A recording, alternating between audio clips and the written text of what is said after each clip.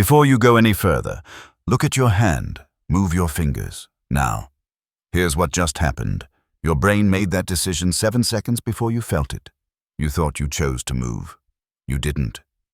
This isn't just a glitch in perception, it's a glimpse into a disturbing truth. You are not in control.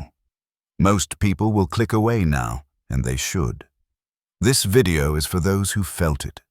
The quiet horror of acting in ways you can't explain. The voice in your head that doesn't sound like yours. The sense that your life is following a script you never wrote. If that unnerves you, leave. If it excites you, stay. Because by the end of this video, you'll understand why happiness slips through your fingers, why your patterns keep repeating, why the self you trust is a carefully crafted illusion. Most people will forget this by tomorrow. Their minds will protect them, but I don't think you're one of them. I think you're here because you're finally ready to ask, who's really in control? Your transformation begins now.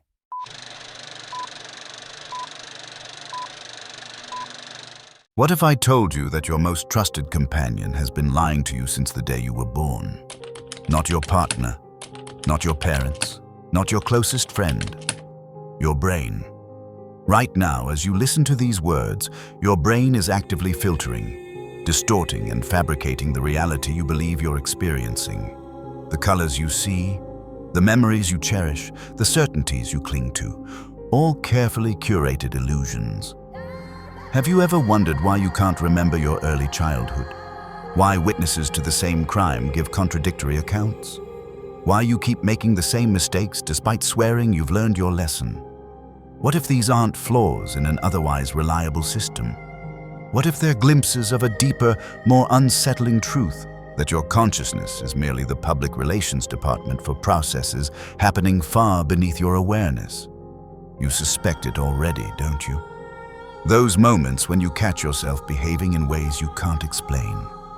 When your rational mind scrambles to justify decisions that were made long before you became aware of them. When you wonder whose hand is really on the wheel of your life. What if the sense of being you, this coherent, continuous self moving purposefully through the world, is the most sophisticated cover-up ever engineered? The prison isn't external, it's built into the very architecture of your mind. The walls aren't physical, they're perceptual, cognitive, emotional barriers designed to keep you functioning but blind. Your brain processes 11 million bits of information per second. Your conscious mind can handle about 50. Let that sink in.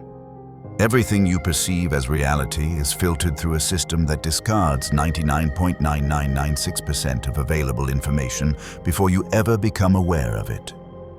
This isn't a design flaw, it's a feature. Your survival depends on this radical editing, but at what cost?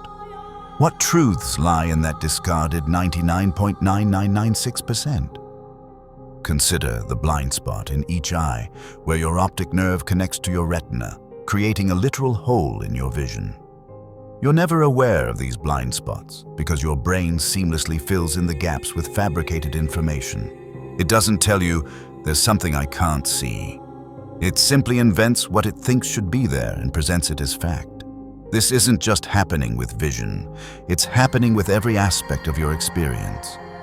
Your brain doesn't show you reality. It shows you a hallucination that has been useful for keeping your ancestors alive. What you're experiencing right now is a hallucination, says neuroscientist Anil Seth. But it's a controlled hallucination. Controlled by what? Not by your conscious will, but by evolutionary imperatives, cultural conditioning, and unconscious processes you'll never access. You believe you're making choices based on rational evaluation of options. The evidence suggests otherwise. Neuroscientific studies show that your brain activates to initiate action up to 7 seconds before you become conscious of your decision. 7 seconds. Your sense of agency is, in many ways, a post hoc fabrication, a story you tell yourself after the fact. You've felt the implications of this, haven't you? Those moments when you act against your own stated values and interests, when you sabotage your happiness, when you can't explain why you did what you did. These aren't momentary lapses in judgment. They're glimpses of the truth your brain works tirelessly to conceal. You are not in control. The philosopher David Hume recognized this centuries ago. Reason is, and ought only to be, the slave of the passions. Your rational mind doesn't direct your behavior. It justifies decisions made by deeper, older systems beyond your awareness. Even your sense of self, the feeling of being a continuous, coherent entity persisting through time, is a construction. The neurologist Antonio Damasio calls this the autobiographical self, a narrative created from selected memories, projections, and biases. Not a faithful history, but a carefully edited story designed to maintain the illusion of coherence. Your brain doesn't just distort your perception of the external world. It systematically hides you from yourself. Your motives, your biases, your emotional triggers all operate largely beneath conscious awareness, while your rational mind confabulates explanations that preserve your self-image. The neuroscientist Michael Gazzaniga spent decades studying split-brain patients, individuals whose corpus callosum had been severed, separating their left and right brain hemispheres. What he discovered was startling. When information was presented only to the right hemisphere, the left hemisphere, which controls speech, would confidently fabricate explanations for behaviors it couldn't possibly understand. Gazzaniga called this process the interpreter. Your conscious mind is quite literally interpreting events after they happen, creating a coherent narrative from fragmentary information. The interpreter, he writes, is the left brain's way of making sense of the world by reconciling new information with what came before. Even if that means inventing information to fill the gaps. The psychologist Daniel Kahneman won a Nobel Prize for exposing the two systems that govern thought. System 1, fast, intuitive, emotional, and System 2, slow, deliberate, rational.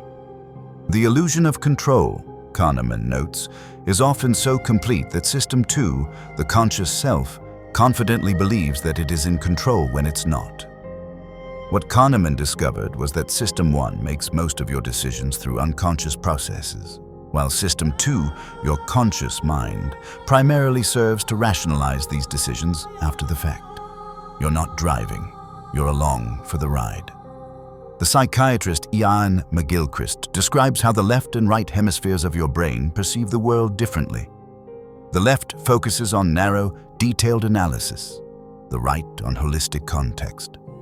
Modern society, McGilchrist argues, has become dominated by left-brain thinking, rational, categorical, detached, at the expense of right-brain wisdom. We have become enslaved, he writes, by a means of thinking that was supposed to have liberated us. Philosopher Thomas Metzinger goes further.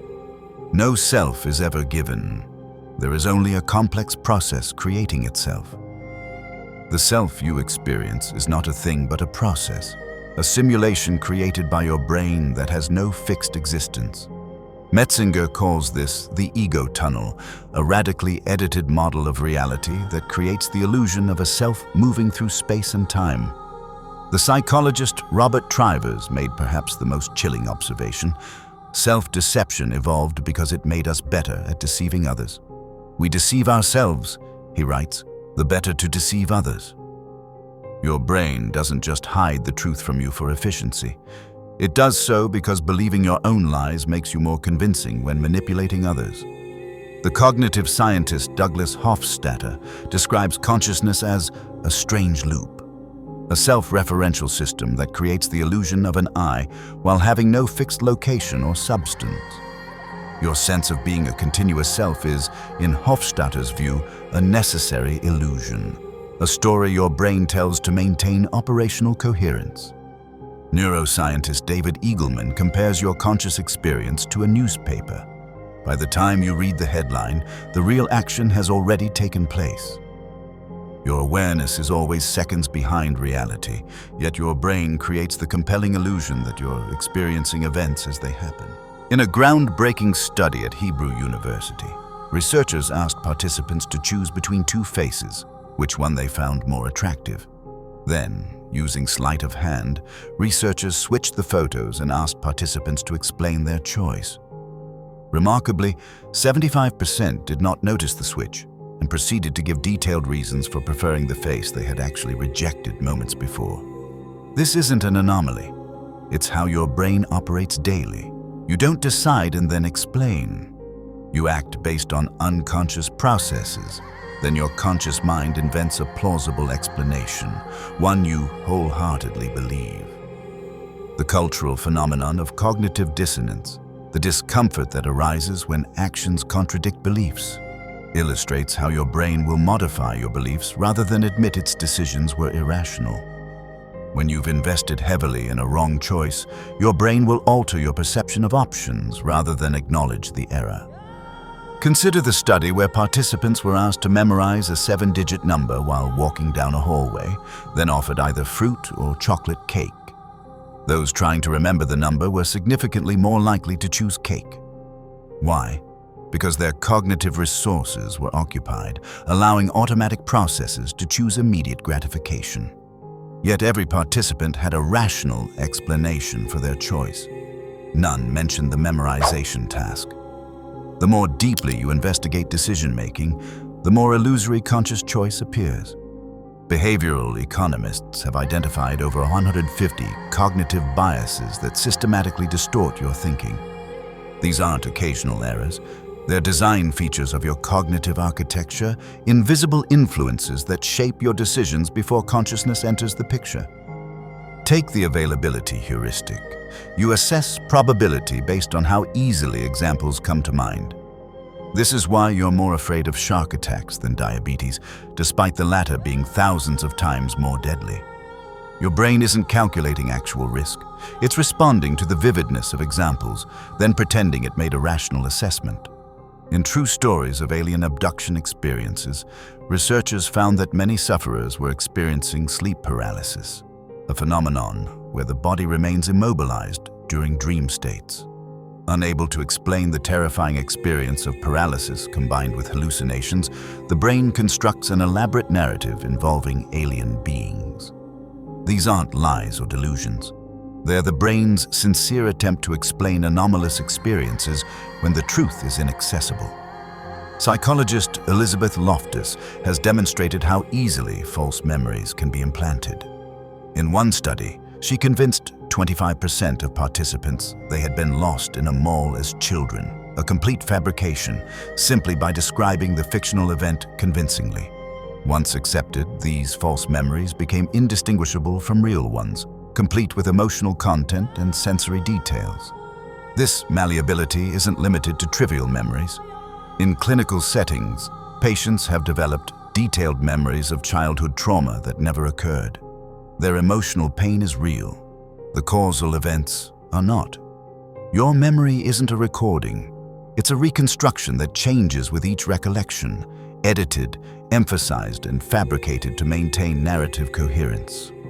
Researchers at Yale and Stanford studied how microscopic facial expressions of disgust in an interviewer influenced candidates' performance. Candidates exposed to subtle signals of disapproval performed significantly worse, yet none were consciously aware of perceiving these signals. Your brain is constantly registering social cues below your awareness threshold, adjusting your behavior accordingly while keeping you oblivious to these influences. The neuroscientist Benjamin Libet conducted experiments showing that brain activity preparing for movement begins hundreds of milliseconds before conscious awareness of the intention to move. Your decisions are initiated before you're aware of making them. The philosopher Daniel Dennett described consciousness as fame in the brain, not the initiator of actions, but a system that becomes aware of processes already underway. Perhaps most disturbing is the phenomenon of blind sight, where people with damage to the visual cortex can respond to visual stimuli despite having no conscious awareness of seeing anything. When asked to guess the location of objects they claim not to see, they are correct far beyond chance. Information is entering their brain, influencing behavior while remaining completely hidden from conscious awareness. The cost of this deception is steep, etched into your daily experience in ways you felt but couldn't name. You feel it in that persistent sense of unreality that occasionally washes over you. That brief, vertiginous moment when you look at your hands or your reflection and think, who is this? Is this really me? You feel it in relationships where you keep repeating patterns you swore to break, where your conscious intentions repeatedly crumble before unconscious drives you can't seem to control or even identify. This is why happiness feels so elusive, why satisfaction dissolves upon achievement, why you keep chasing experiences that never deliver the fulfillment they promise. Your brain isn't designed for happiness. It's designed for survival and reproduction. It dangles happiness as a lure to drive behaviors that served your ancestors, not as a destination you'll ever reach. The anxiety that haunts your quiet moments isn't dysfunction, it's recognition. Some part of you knows what your conscious mind refuses to accept, that the sense of control at the center of your identity is largely illusory. The conflict between what you say you want and what you actually do isn't hypocrisy. It's the visible symptom of neural systems operating with different, often contradictory priorities. Your frontal lobes plan for retirement while your limbic system grabs the credit card. Both are you. Neither is in complete control. The loneliness that persists even in company stems partly from this division within yourself. How can others truly know you when the most important parts of your own mind remain hidden from your awareness? Your inexplicable emotional reactions, disproportionate anger, unexpected tears, paralyzing fear, aren't random malfunctions. They're communications from systems operating beneath consciousness, sending urgent messages in the only language they know. The fatigue of constant self-improvement, the exhaustion of trying to change stubborn patterns. These aren't personal failings. They're the natural resistance that arises when conscious intention battles unconscious programming. You're not just climbing a mountain. You're climbing while something within you is quietly sliding back down. The sense that you're somehow missing the point of your own life, that authenticity remains just out of reach. This isn't existential crisis. It's what happens when the story your conscious mind tells about who you are diverges too far from the reality of your deeper patterns. The deception isn't confined to individual minds. It's woven into our collective understanding, our social systems, our entire conception of human nature. Our legal system depends on the fiction that human beings are rational agents who freely choose their actions. Yet neuroscience increasingly suggests that much of our behavior originates in processes beyond conscious control. Can you be fully responsible for actions initiated before you were aware of deciding to act? Education systems worldwide operate on the assumption that knowledge acquisition is primarily conscious and rational. But research on implicit learning suggests that much of our most important learning happens unconsciously, through systems inaccessible to direct instruction or conscious effort. The philosopher John Gray argues that our belief in human progress itself stems from this self-deception. The idea of progress is Christianity without the religion, he writes. Our faith that rational thought can perfect humanity ignores the overwhelming evidence that unconscious drives continue to shape civilization. Consider how political campaigns target unconscious associations rather than rational arguments. They don't present evidence for you to consciously evaluate. They create emotional resonance designed to bypass critical thinking entirely. This isn't corruption of the democratic process, it's recognition of how decisions actually happen in human brains. Economist Robert Frank describes how relative comparisons dominate our sense of well-being in ways we rarely acknowledge. We're less concerned with absolute prosperity than with how we're doing compared to others. Yet we persistently deny this motivation even to ourselves. The consumer society depends on this self-deception, promising fulfillment through acquisition while ensuring that satisfaction remains forever out of reach. The psychiatrist Ian McGilchrist observes that modern society increasingly prioritizes measurements, abstraction, and categorization, left brain specialties, over the right brain's grasp of context, empathy, and embodied experience. We increasingly know more and more about less and less, he writes, as we mistake models of reality for reality itself. The anthropologist Ernest Becker proposed that human civilization itself is an elaborate defense mechanism against the terror of mortality. Culture, achievement, legacy, all attempts to transcend the biological reality of death. Your brain's most profound deception may be its ability to function as if death is something that happens to others, not to you. Social media algorithms exploit the brain's vulnerability to intermittent reinforcement, the same mechanism that makes gambling so addictive.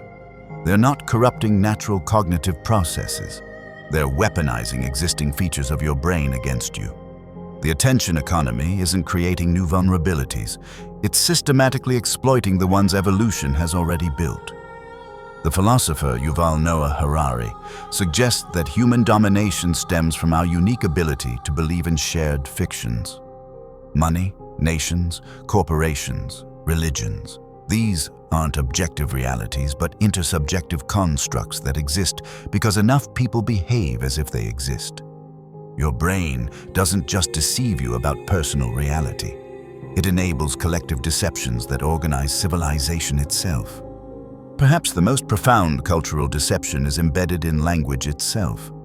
The discrete categories and linear logic of language shape thought into patterns that may fundamentally misrepresent the continuous, interconnected nature of reality. As Wittgenstein observed, "The limits of my language mean the limits of my world."